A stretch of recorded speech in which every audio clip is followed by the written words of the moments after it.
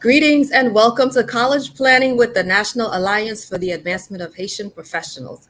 I'm Dr. Ketsia Sadler, the founder of College Cafe, and welcome to this month's webinar. It's April, it's Financial Literacy Month, and we're going to give you all the tips you need to spend and save your money wisely. We're going to save, we're not spending, we're saving.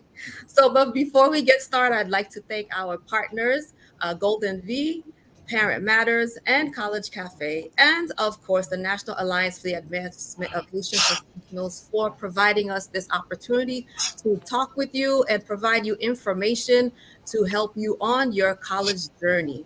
I'm really excited this evening to have three amazing guests with me who are so ready to share their knowledge and help you make sure that every penny you have makes sense. Like my older son says, every dollar that comes into his house has a job. There's no dollar in his house that's just hanging around doing nothing. So tonight you're going to get some more information. So let me introduce our guest, our first experienced financial professional with a proven track record for success.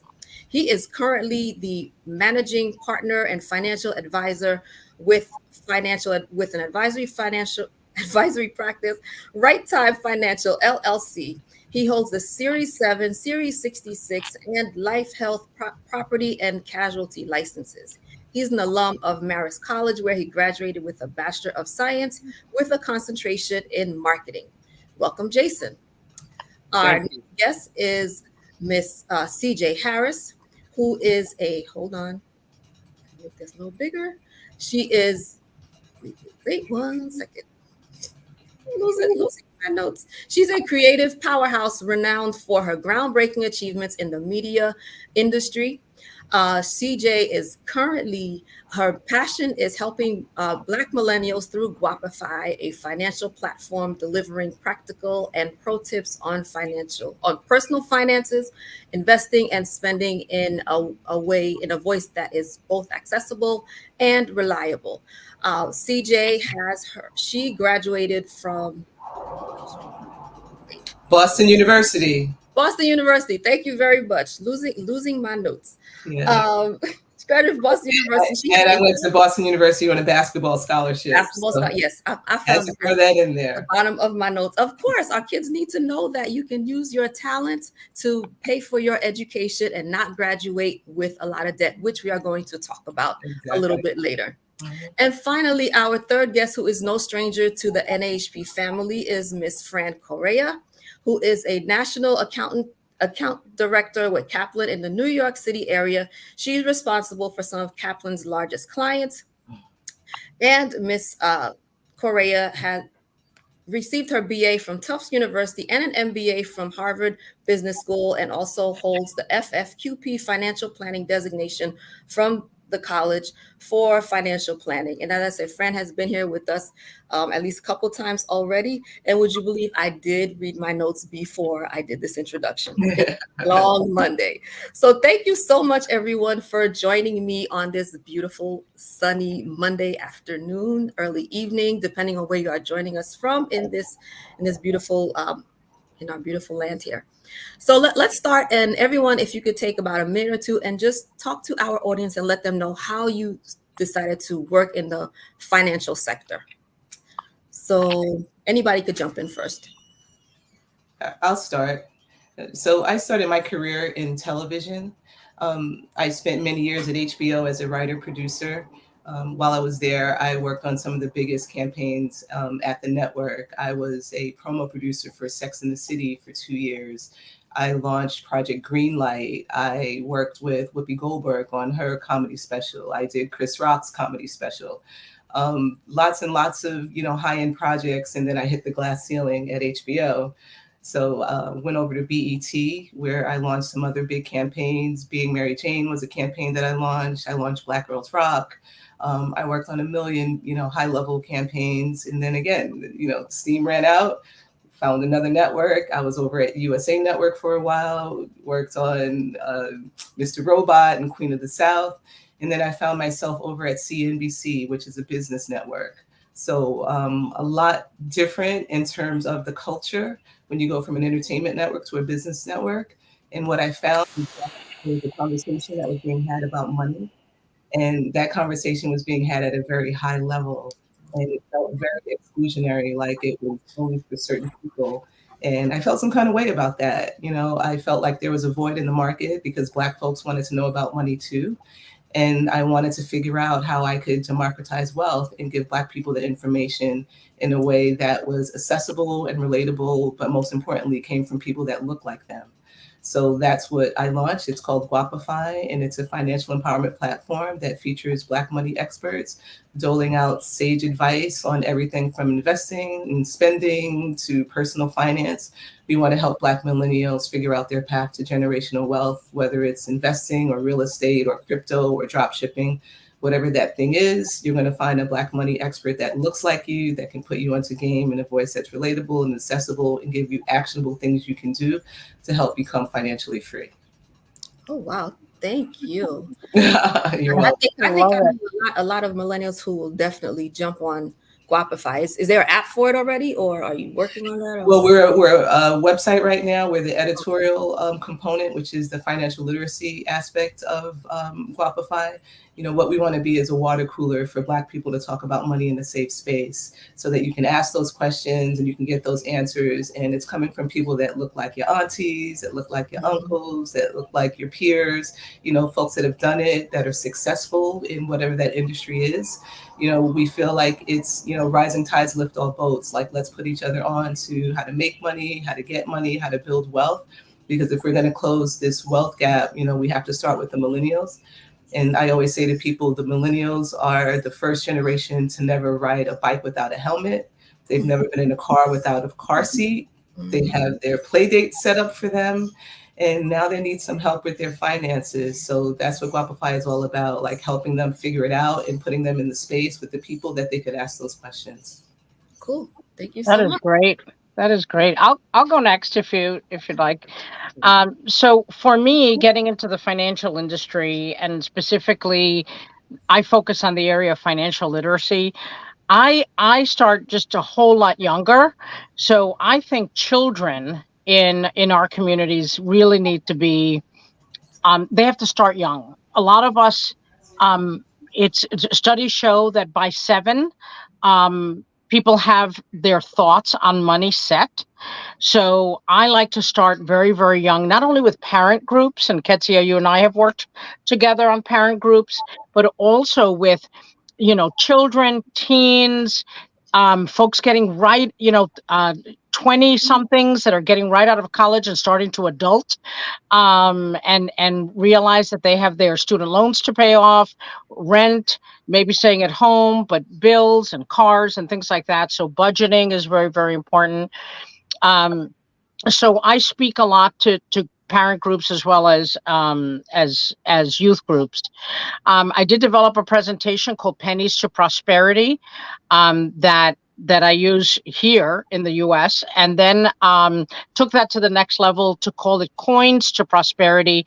And I've done a lot of work with a group in Kenya to talk about prosperity and financial literacy. To me, it's just such a wonderful thing when people have goals and kids have goals to really help themselves realize their dreams, of owning a home, of having, all the things that they want, whether it be travel or no debt after college and so on. So for me, it's just a wonderful and fulfilling goal and vocation to help others to become financially independent.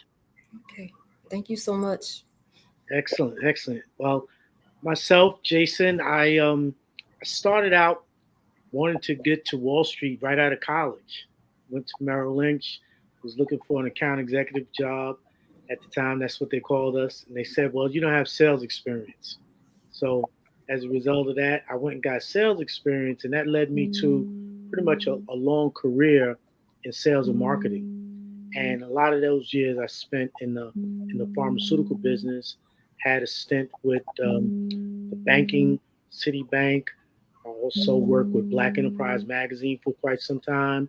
And then I returned back into the pharmaceutical business, and lo and behold, I got that opportunity to get recruited into the financial service industry by Merrill Lynch. And the timing that I got recruited to Merrill Lynch, I won't say it was the best timing because it was in 2006. And then we know what happened in 2008. So as a result, had my dream job, and then 2008, the global financial crisis hit, and my dream job was taken away. Not to any fault of my own, however, I had to make some changes. And then I subsequently transitioned, and I worked with Transamerica Financial Advisors for over 10 years. And in my role at Transamerica Financial Advisors, just dealing with primarily middle America, some affluent clients, but primarily middle America, just educating individuals, business owners, how to make sound financial decisions. And I've done that over 10 years and subsequently just transitioned to Right Time Financial, of which I'm a managing partner and financial advisor. I train others into the industry because we can never find enough people to help the amount of people that need the help to make sound financial decisions. And for me, I was very fortunate that I was taught money management skill at a young and early age because my mom was a banker.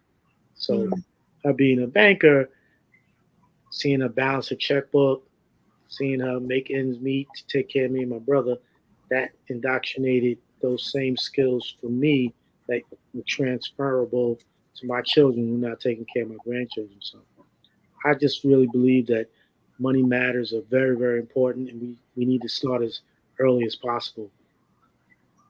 Okay, thank you for sharing. All right, so my next question was going to ask how early should we start? So 2 out of 3 say we need to start early. Fred said 7.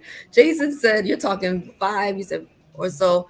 So CJ, how early you think kids should start learning about money? It's funny because we were talking about the idea of a piggy bank, and the traditional piggy bank, you would take your coins, you would put it in there, you would save it for something, you break that thing when you wanted to buy whatever it was, and you would take that money and go buy it.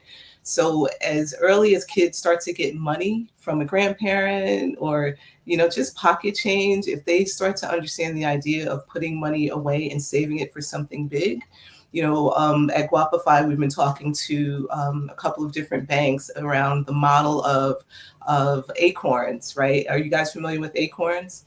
So Acorns, the banking app, not banking app. I guess they do consider it a banking app. So you buy something, whatever you buy, they round up the change and they take that change and invest it in the market. So we want to take that same concept, but with piggy banks, right? The spare change you have sitting around, you come home, you don't know what to do with it. You stick it in the squat nest egg piggy bank, and you take that piggy bank to the bank of your choice, and then they invest it in the market for you. So instead of it collecting dust, it's collecting compound interest. So, your question about how early should they start? As early as, grandparents are giving them money and a kid says, I got money, what are you going to do with that money so that they start to understand? There's a guy that I follow on Instagram named Ross Mack. And he has a platform called Maconomics, but he is in his car every day talking to his audience, and his 2 kids are in the back seat, and they're in car seats. They're, I think, 2 and 4. So he's talking to them like, he's talking to us, but they're listening, and he's talking about 401ks and dividends, and he's using all the language because his contention is that you have to start to give them the language and make it familiar to them so that it's normal. Like there's certain terms that I didn't learn until I was an adult. So for a 2 and a 4-year-old to start to understand what a compound interest is and what it means to like all of that terminology, it's never too early to start to indoctrinate them into a mindset around money. So they start to look at money as something of, so instead of looking at it from a place of struggle and lack, they start to look at it from a completely different mindset. Mm-hmm. Absolutely, I agree. And when you talk about working with different banks, I remember I did my elementary school years in Queens, in New York, and I remember one day a week we actually had bank books, and we would go to school and bring however little money you had to school, and I feel like that's a program that probably does not exist anymore. So it would be really important to have kids understanding that concept and having their own bank accounts. I know I started accounts for my boys. We had the UGMA, I believe it was the acronyms for it. And then when they got older, it became their own. But that was me as a parent. So I think it's definitely something that they should start back in the schools, even kindergarten, because kids have phones. So why not understand money and have an app on your phone like Acorns to understand? So you're talking about already about compound interest. So at the elementary school age, what concept do you think kids should start learning and having resonate in their mind that they can build upon? Jason and Fran, if you want to. Well, I would say that, when they're at that age, it's not as though they're going to be able to have a job to be able to earn money on their own. They could get an allowance from their parents if their parents choose to do that. So what do you do with that allowance if you get an allowance? Save a certain percentage of that allowance. I'm in the mindset, though, we should start incorporating entrepreneurial skills development as early as possible, because that way you take the Girl Scout cookies, you take the lemonade stand, and you build upon those skill sets. Those are some of the things that we've been teaching our young people at a young and early age. We could build upon that by giving them an understanding that if you can go into business by yourself and start earning an income as soon as possible, you'll never be unemployed. I've told that to my children time and time again. If you can earn your own income, you'll never be unemployed. Additionally, when you get them understanding entrepreneurship is building leadership skills and character building skills. And then you put that to work by, all right, taking the proceeds of the money that you made within a business, begin to pay yourself first, reinvest in your business. And believe it or not, those skill sets will carry over into grade school, into middle school, into high school. But we have to be proactive with doing that, being business owners. And I've written a few books about it. The first book I wrote was Faith Plus Purpose Equal Legacy. And the third book was a follow-up to that book, The 7 Mindsets to Successfully Transition from Employee to Entrepreneur. So that's my idea of getting young people really understanding how money works, earning an income, and building self-esteem and leadership skills simultaneously. Yeah, and Jason, I could not agree with you more. I think if you leave with no other thought today, it's what Jason just said, pay yourself first. That concept, whether you're 5 or you're 55 or 35, you've got to do that first. That's the way to build wealth, true wealth, right? But for us, I'll give you a personal example. So I have 2 children. They are 22 and 23, and they're graduating from college this next month. So when they were little, we had little piggy banks, right, with their names on them. It was really cute. And so they had to earn their allowance. It wasn't just given to them. So they had to whatever, if there was a chore, though I'm not a huge fan about paying for chores, because that's part of being a family, that you've got to work in the family, and then everything that's extra you get paid for, right? But there were different payments for birthdays or whatever, right? From the piggy bank, they went on to a coin counter, which was really cool for them. And they would put the coins in, and there was a little digital display of how much they had. And that was really fun. By the time they were, I think, 7, my mother got them, and you can get it on Amazon. It's a little ATM machine, and it's really adorable. And you can put bills as well as coins in. There's a little ATM card, and there's much more accountability and much more that you can explain to a child. When they were 8 years old, I gave each of them $100. Now it could be $50, it could be whatever, right? And I said to them, let's buy stock. And so we went in, I set up accounts for both of them, and they bought WWE stock, which was $8 at the time. So at the time, as you recall, they were commissioned, so they had to take that out. That you couldn't buy fractional shares, so they could only buy 10 shares. So they each bought WWE because that's what they were interested in, right? And they sold those shares at $100 a share about 6 months ago. And if that's not teaching them about investing and compounding, I don't know what is. And so something like that you can do with kids. You can do it if you don't want to do it with cash to open a brokerage account, a custodial brokerage account. You could certainly do it on paper, like a paper portfolio. That's also a lot of fun for kids. But certainly getting them used to that is very, very important. The entrepreneurial point, 100% agree. Dog walking. My 22-year-old does dog walking and dog sitting and gets cash for that. That goes straight into a Roth IRA. It's earned income, right?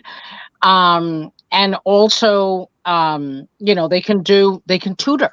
Anything that they can do at a young age is a really great thing to earn income. Absolutely. I think, and my older son graduated with a degree in marketing and finance, and I should have realized in third grade that would be his path, because I remember sending him to school with his snack, and he would sell it to get money to buy the things that he wanted to buy. And by the time he got to high school, he had a little candy business, that he would sell to people. So it kind of made sense that he went into the marketing. And like I said, he's the one who definitely understands the savings part and paying yourself first concept. So let's leave the elementary school kids. Now let's go into middle and high school. What are we doing differently with them than the younger children? What do we say to them? Well, I would say that I had an experience. I know I'm from the Bronx, and there was a Kips Bay Boys and Girls Club in the Bronx. Me too. So when I was there, I was tutoring young people at this Kips Bay Boys and Girls Club on the stock market game. So the stock market game is a simulated game that they give you a fictitious $100,000 worth of stock or cash to purchase stock. And I think it was either a 12-week or 16-week program. And basically they had to research the stock, they had to select the stock, and then you had to see the upswings or downswings in the market of the stock. But that did quite a few things. It taught them research. It taught them making a decision on why a particular stock was better than another stock. Mm-hmm. And then were able to see what news may have occurred within the economy that would determine whether that stock price was going to go up or go down, or whether the competitors or the other students who had different stocks, whether their stocks were going to appreciate even more so.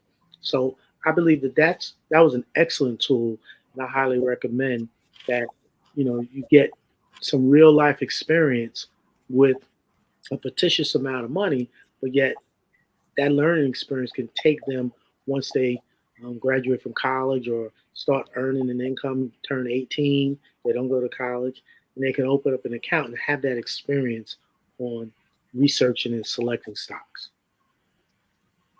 Yeah, that's great advice. And also to that, reading, there's Rich Dad Poor Dad, there's Rich Dad Poor Dad for teens. So that's certainly in a, very understandable term. So, getting them, books like that, whether it's on audio or their readers, whichever way works for them, that's a good idea as well. I love that idea, Jason. No, I remember reading Rich Dad Poor Dad myself, and I was like, "Oh, those are some interesting, different concepts." I'm from a family. My parents came from Haiti, so I feel like they're almost like the American dream. But they taught us, you're gonna save your money, you're gonna work and get a job. And so it wasn't until later on that we started having the conversations later when they start talking about investing and your retirement accounts, things like that, because those really weren't part of the conversations maybe like 30, even 50 years ago with some of us.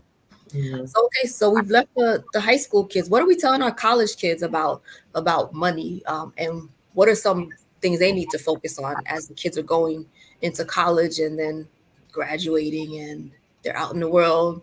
They just got a job, their dream job, making 100,000. What are we telling the college kids? Well, I always like to tell, when my kid was 17, she was already in college and she had a job at in the cafeteria. I don't know what they call it, housekeeping. What do they call it when you work in the caf? But what I had her do was take $25 out of every check and invest it in a mutual fund. So ever since she was 17, she took $25. She was investing it in a mutual fund, and it's been growing pretty nicely. I read that 40% of people that are in corporate America, and mostly Gen Zers and the younger millennials, don't have any money invested in their 401ks. They don't know what it is. They don't know how it works. They haven't invested in it. So I try to emphasize that kind of thing to my mentees and people that I'm talking to, help them understand the value of that. And, I think there was somebody that talked about, maybe it was Susie Orman, that talked about if you put $100 in an account for years, then you have like $5 million in the end of 30 years. Sharing those kinds of stories and those anecdotes so that it becomes more real to them. Because at the end of the day, unlike the Gen Xers where we grind, they don't want to grind. That's not attractive to them. They don't want to work hard. They want to live soft lives. And if you want to live a soft life, this is the quickest way for you to get to a soft life, by investing your money wisely and being conscious of your credit score, and making sure that you stay on track as far as that goes. And just those little, the mistakes that we made that we wish we could do over again, getting credit cards that we couldn't afford, and we're out here flossing and buying all this stuff, and the next thing you look up and your credit score is in the toilet. So emphasizing those small helpful hints, the things that we learned, and then giving them the opportunity to grow their money longer, because a lot of us got late starts. Mm-hmm. So the earlier that you can get a start, the more return you're going to see. Mm-hmm. Absolutely. And I would add that there's three things that I would tell those young people. Number one, take advantage of your 401k, but take advantage of whatever your employer will match. Whatever they're going to match, that's what you invest, what they're matching, right? Anytime someone's going to pay you to save your own money, you want to take advantage of that. Then I would also tell them, as soon as possible, to then start a Roth IRA, because you want to take advantage of taxes. And a Roth IRA, that's where you're putting the money in and it's already been taxed. Therefore, the money will grow. Then once you take it out, you've already been taxed, so you benefit that way. And then the third thing that I would encourage them to do is to go on a website called investor.gov. Investor.gov.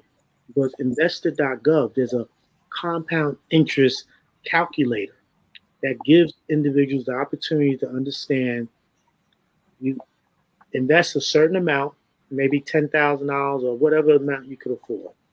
And then you start putting X amount of dollars on a monthly basis.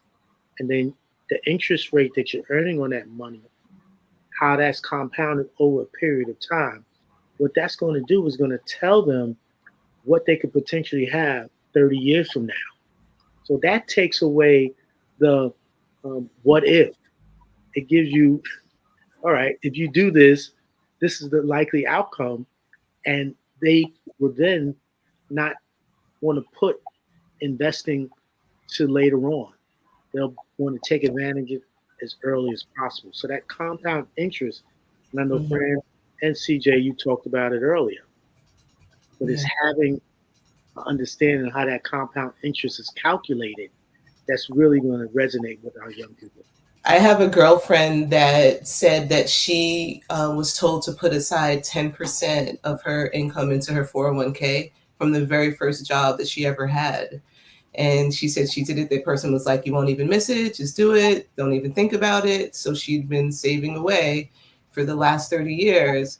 And when I went to her house down in Hollywood, Florida, and the elevator opened to her freaking living room, and I saw the ocean all around me, I was just like, I wish I would have put 10% in my 401k for the last 30 years, because look at how she's living, you know?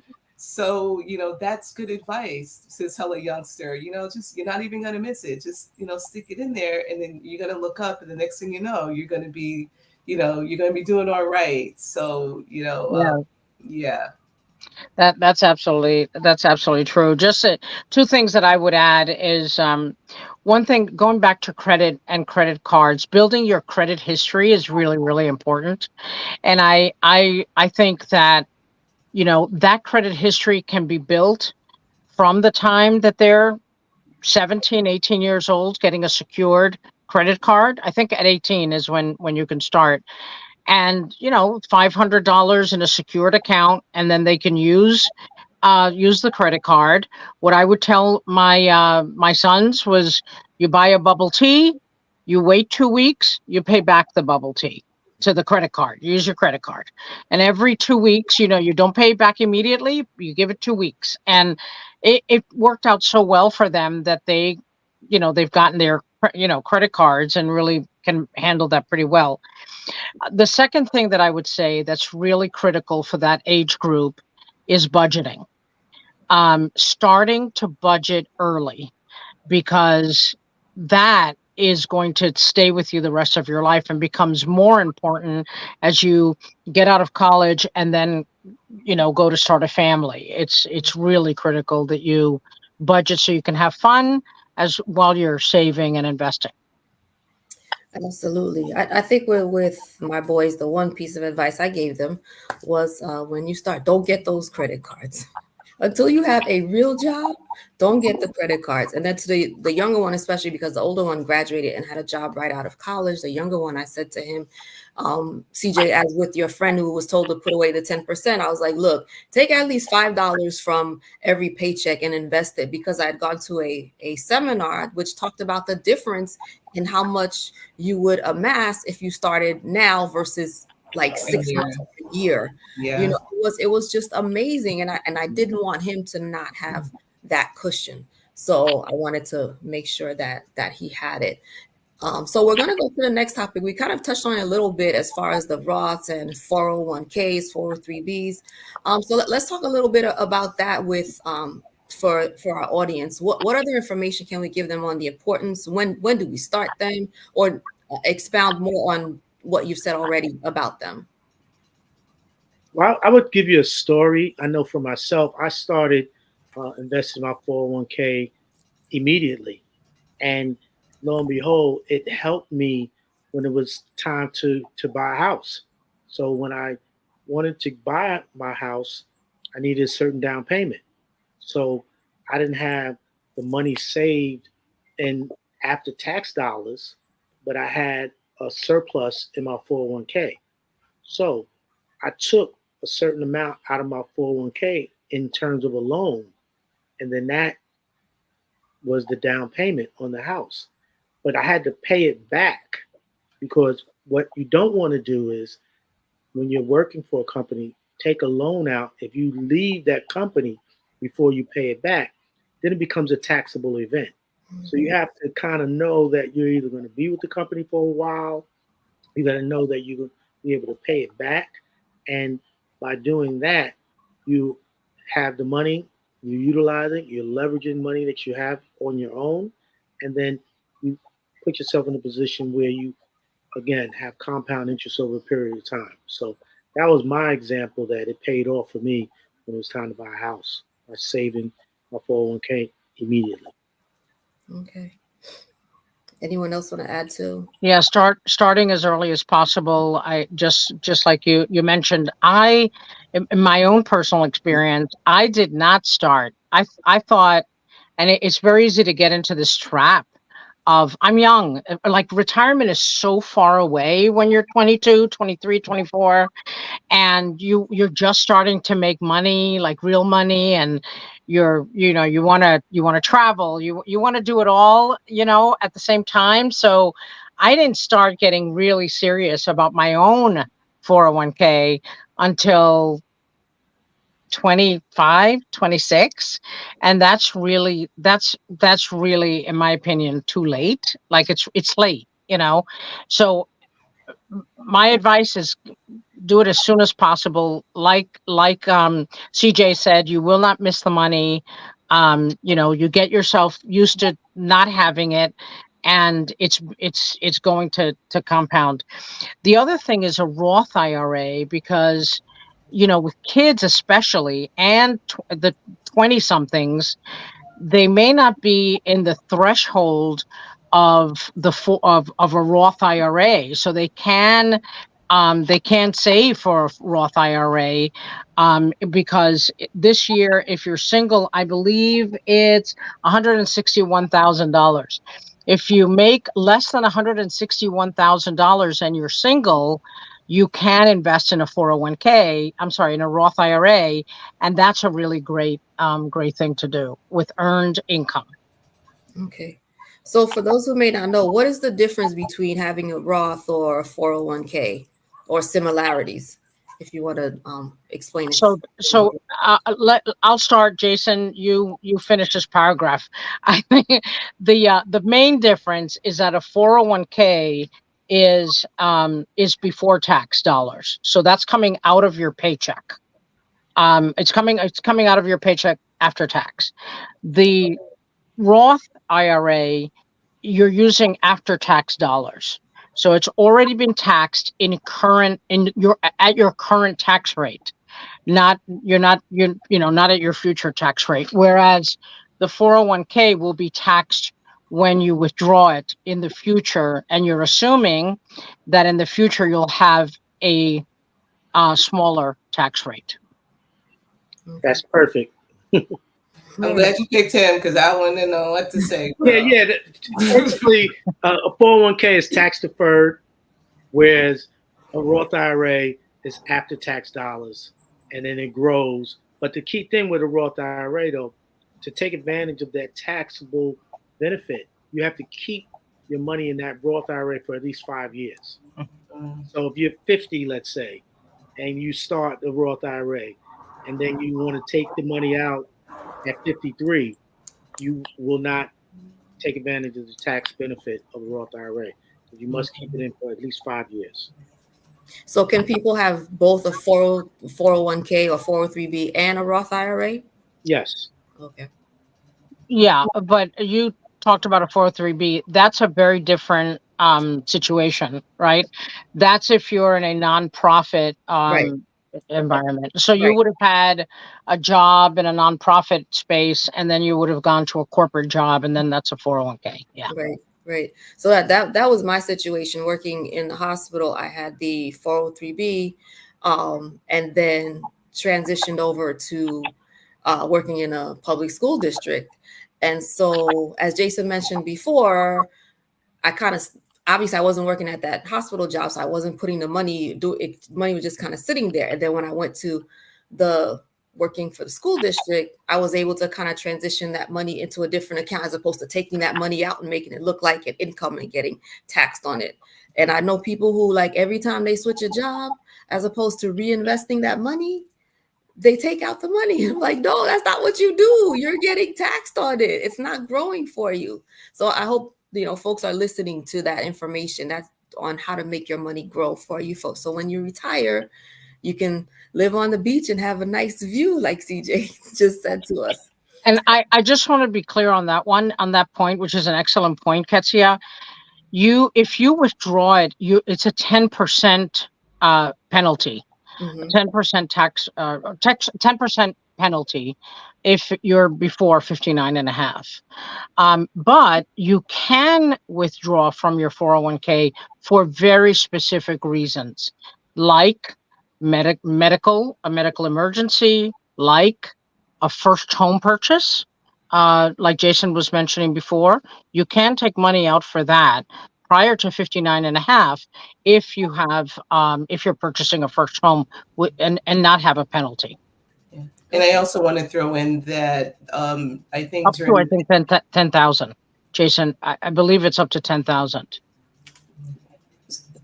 That's correct. Okay. All right. So I just want to be clear. During the pandemic, they changed the rule on the penalty. So if you're 55 and older and you lose your job, you can actually withdraw money from your 401k without that 10% penalty. They just treat it as income.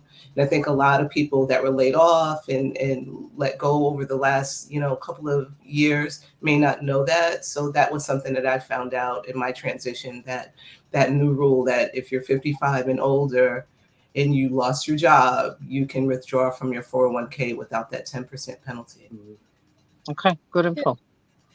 Ketsia, I'm glad that you made mention in terms of that example about people, if they change jobs and they take the money opposed to rolling it over into another tax deferred account. That's actually an area that I specialize in as a financial advisor, where I help to secure individuals' previous 401k from their previous job and make sure that they can then get it protected and then have it grow additionally. So I'm glad that you brought that up, because unfortunately, when people don't know, then they just say, okay, well, here's the money.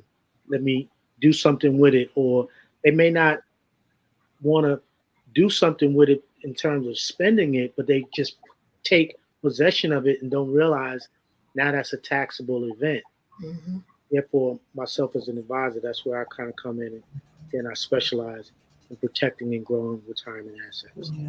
Great. Jason, you're saying like people don't know, like that's the key thing. People don't know, like where do you go to ask that question? Who do you ask? That's what Guapify is. We want to be that source for you so that when you have those kinds of questions, there's a resource for you to go and you can find the answers, and you get it from people that have done it and people that look like you. So, that's what we're building, a place where you can get the answers to all those questions that you always wonder about, know where to go. Now you have a place to go. Mm-hmm. And feel safe doing it, because people aren't always able to ask those questions in a place where you'll get support and make you feel comfortable. Okay, I asked the first question, let me ask the next one. So it's all about being comfortable. And people don't always want to talk about money. And I think, especially sometimes, these millennials get caught up in what life is supposed to look like, and they're doing things that they really can't afford to do. I was reading somewhere, and I forget where it was, and it was saying something that people now are starting to be more open about their finances. Like, say, for instance, brunching is the new thing. Your friends say, oh, let's go to brunch on Sunday. And it's really not in your budget to do that, but you go anyway. Say, all right, I'll just put it back, whatever. Now that they're telling people, no, you can say that. You can feel free to say, I'm not going to brunch this week because it's not in my budget. To give people that freedom of being able to have control of their money before they charge it. Now it's out of hand because you've been charging brunches every week with your friends, So that kind of leads us into credit card management. I have to say, it was probably a couple years ago that I really, it dawned, or it really clicked, looking at credit cards and interest anywhere from 25 to 30%, and then putting money in your savings account and getting barely 1 or 2%. So I don't think that that's a concept that people understand. So let's talk a little bit about credit card management. How are we going to help our audience to really manage their credit card debt? What are they doing to make sure that it's not going to put them in a financial hole? Well, I would say this, and I could give you a perfect story or a perfect example. When I went to college, what my mom did is she gave me an American Express card. And that American Express card, as you know, you have to pay that back within 30 days. Mm-hmm. So I utilize it only for emergencies. So it taught me discipline, and it taught me that if I use that for an emergency, at the end of the 30 days, I was going to get a phone call from my mom to say, okay, you have a bill that you have to pay. So what did that do? It started my credit history at a young and early age. it taught me discipline, and it taught me to use credit only for emergencies. Unfortunately, now what we do is we have college students who don't have a job, and I blame on the banks and the credit card companies for flooding our college students with this credit that they don't necessarily need, but yet they're giving it.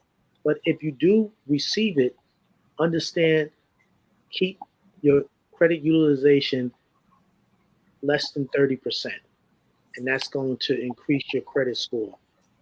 Only spend or utilize what you can pay in that 30 days.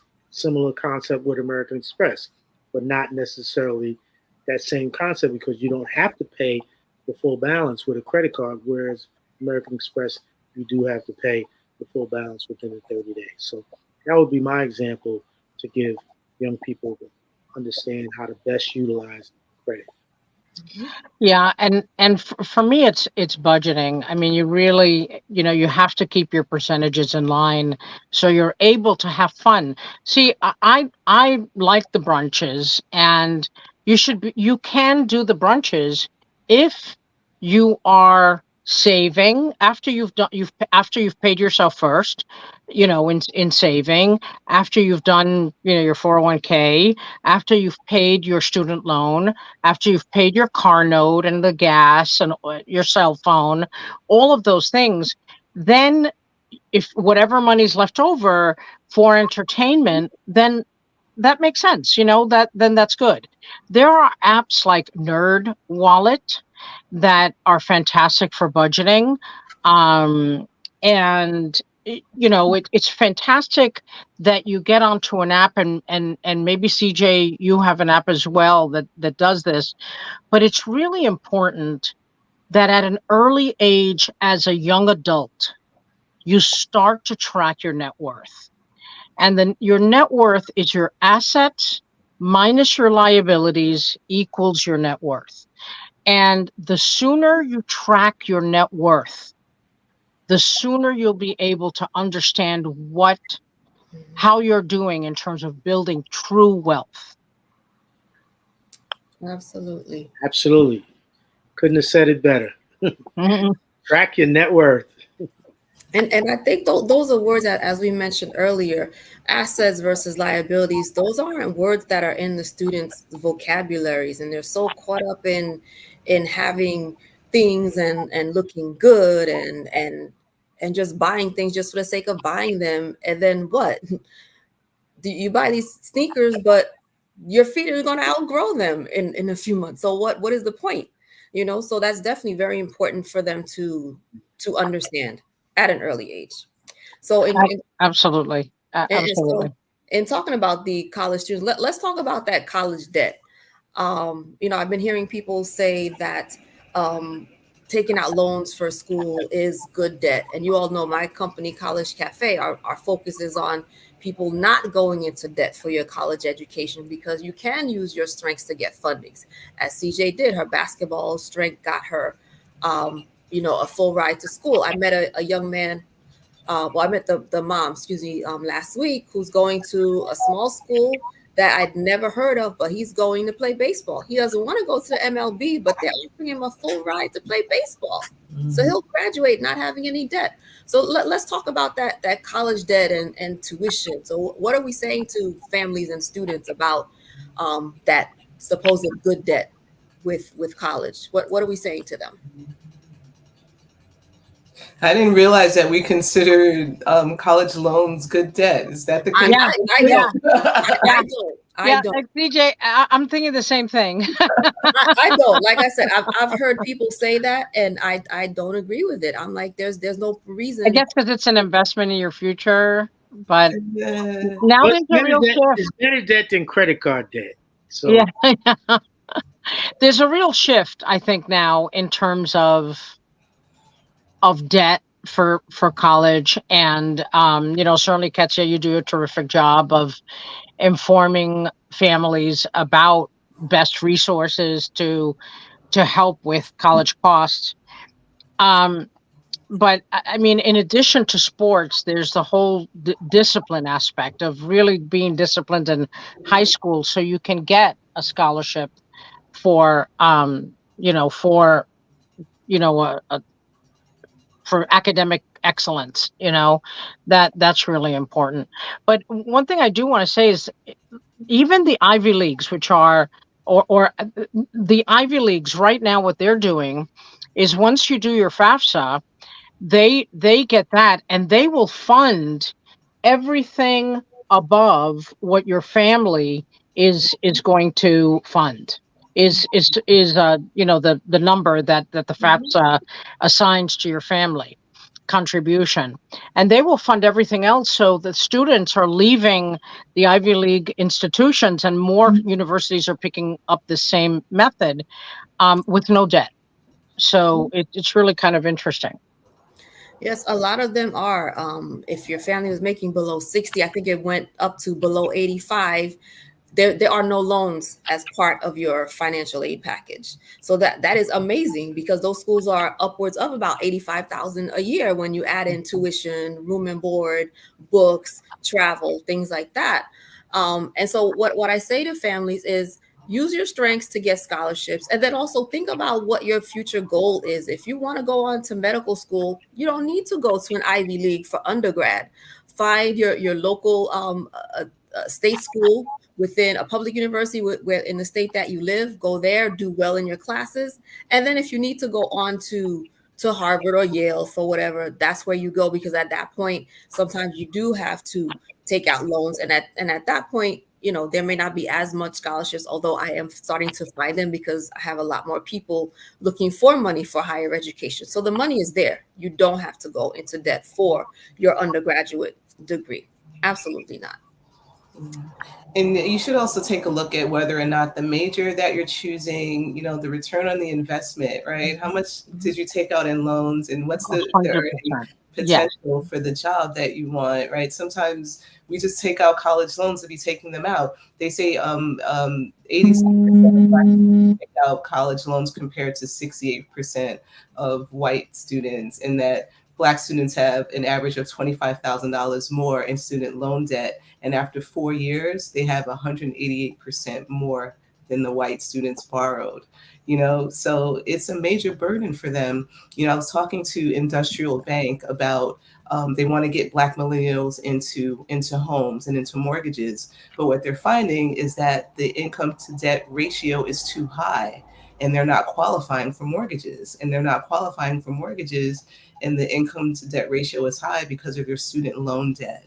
And this is something that we got to get control of, because the quickest way to build wealth is through home ownership. And if you're not qualifying for loans because of the student loan debt, then, some of these kids don't even know what kind of loans they have. You know what I mean? They don't know what the interest is. They don't know if it's a government loan. They don't know if it's forgivable. It's a huge pain point for millennials. So that's something that we want to lean into and try to help them solve for that, because it's affecting their ability to create long-term wealth. So yeah, it's a big thing. And here's the interesting part.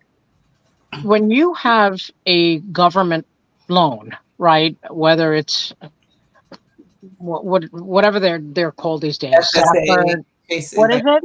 FSA loans, I think. Yeah, that what you mean? Fannie Mae. Yeah, all of those government loans, right? Student loans should, and this will not happen to this group, but should any individual claim bankruptcy, everything is forgiven except your student loans. That's really interesting when you think about it, that no matter what, you're not getting out of student loan debt. And if you're delayed on student loan debt, they will levy your income. So you have to be very careful. And that is something that we have to stress as a group here. You have to be very diligent and careful with whatever student debt you have and manage it properly, because it's not going away. Once you have it, it's not going away. The better thing is to listen to Ketsia and not get into it. Yeah, that's what I try to do, is tell them you don't really need it. So while we're talking about college, question just came in from the audience about 529 account savings. So can any of you speak to that, and there's so many variation in the options based on the state. So I know you're both in New Jersey. So can you speak to, I'm not sure where the person is who's asking about it, but if you can talk about New Jersey 529s or 529s in general. Yes, so a 529 account is geared towards assisting the parent with putting money away, or a grandparent. Any guardian can put money away and invest it over a period of time. The rules, though, have changed with 529 plans. Before, it just used to be for college tuition. Now they've changed it where you can utilize it for, elementary school, private school, up into college. The rule that doesn't change is that if the child decides they don't want to go to college, then you don't get the tax benefit that the 529 plan gives parents. Additionally, if you don't use a 529 and you put money in an account of the child, then that child now has an asset. So when it comes down to financial aid, then when they're trying to get financial aid, the asset is the child's money. All right.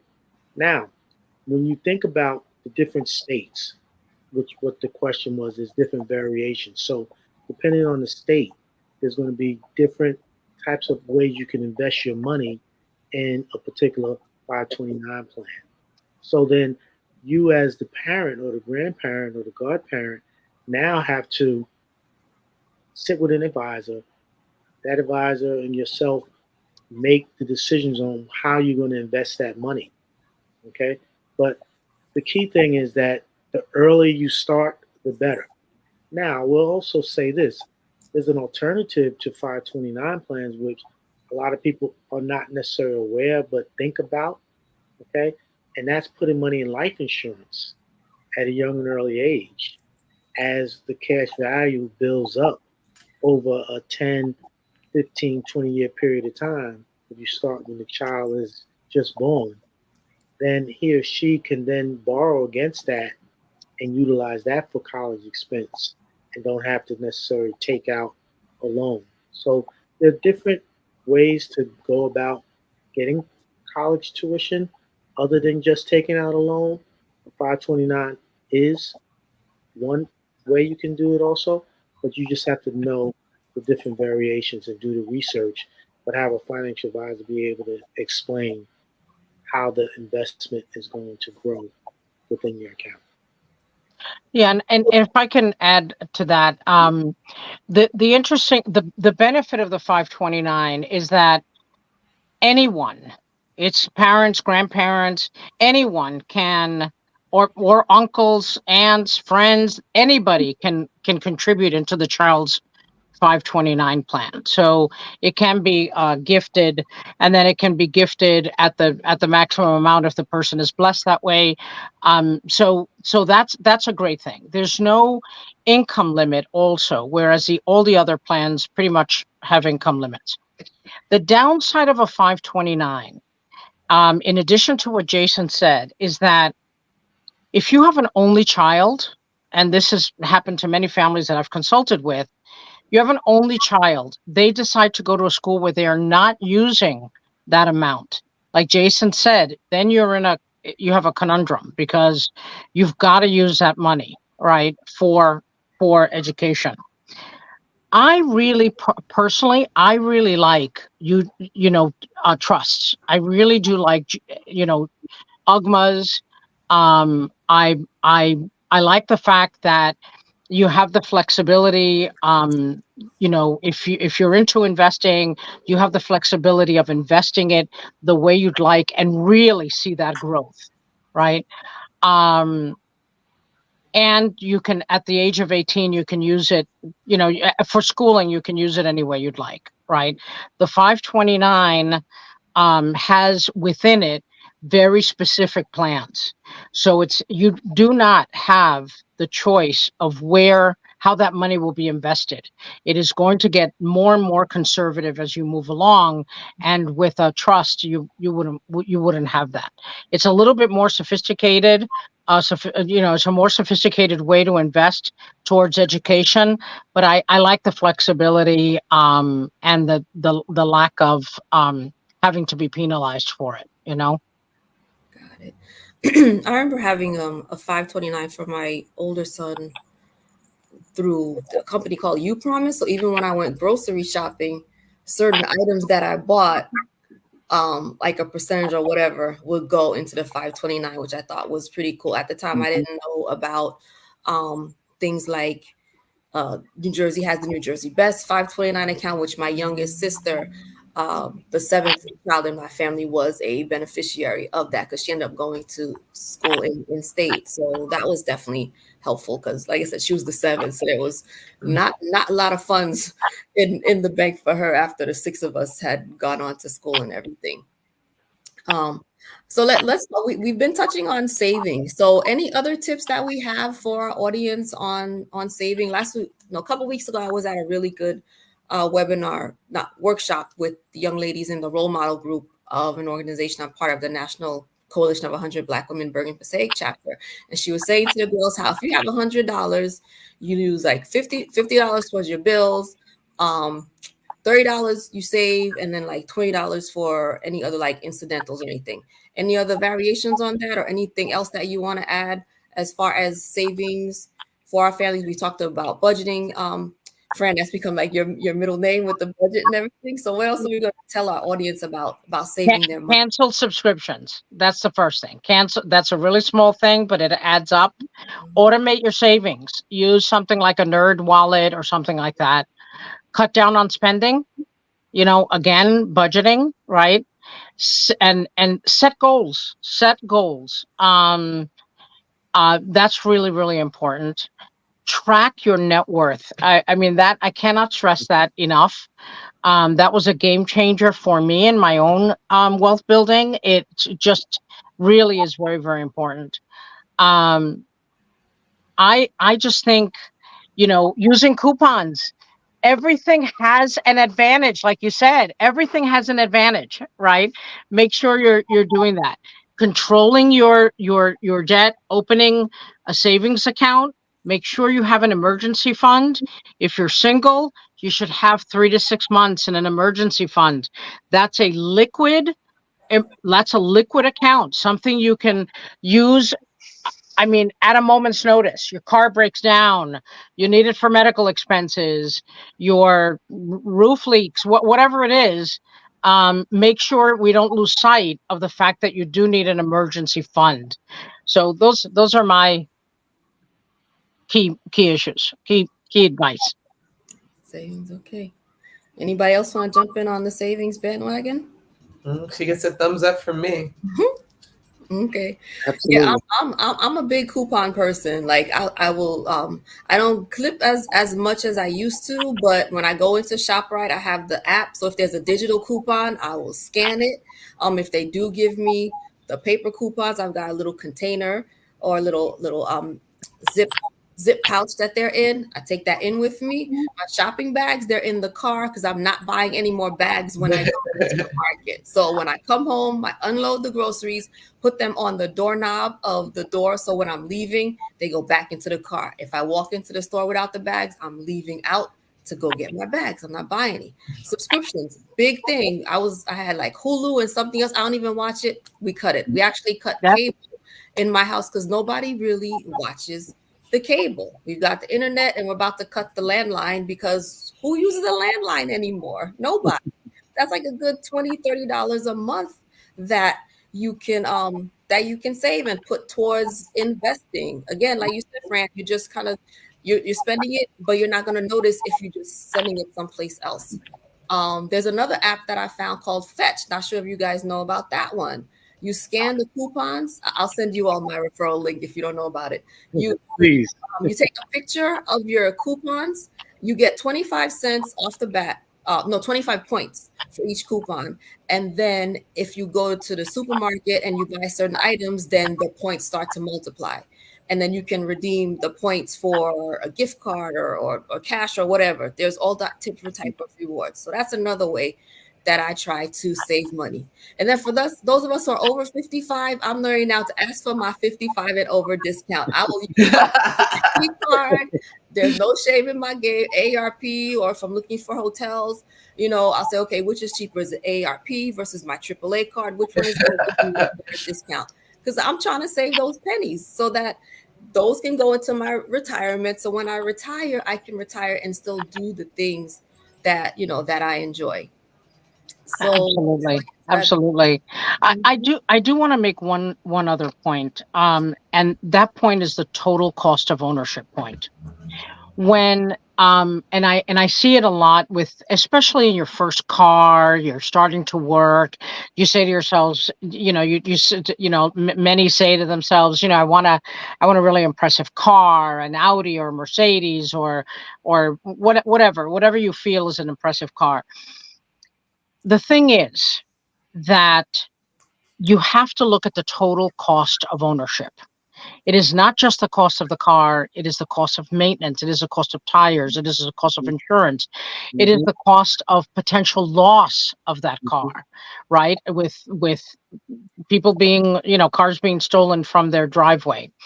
And it's really kind of interesting because that total cost of ownership goes for so many other things. A home, for instance, like if you want a home, a person with an acre of land, which they may not use for football every Saturday, right?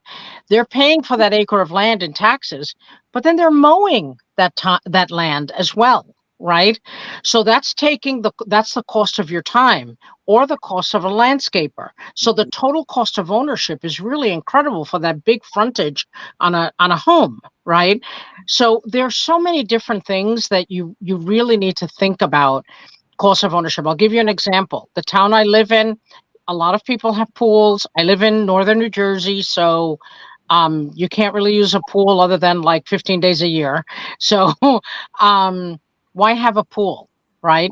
Instead, I looked for a home with no pool, right? That was the size that we wanted. And I got a pool membership at a municipal pool. So now I'm paying them, I don't know, I'm making this up, $300 or whatever it is. But heck, I am saving the cost of insurance, fencing, an increase of taxes on my home, chemicals, maintenance.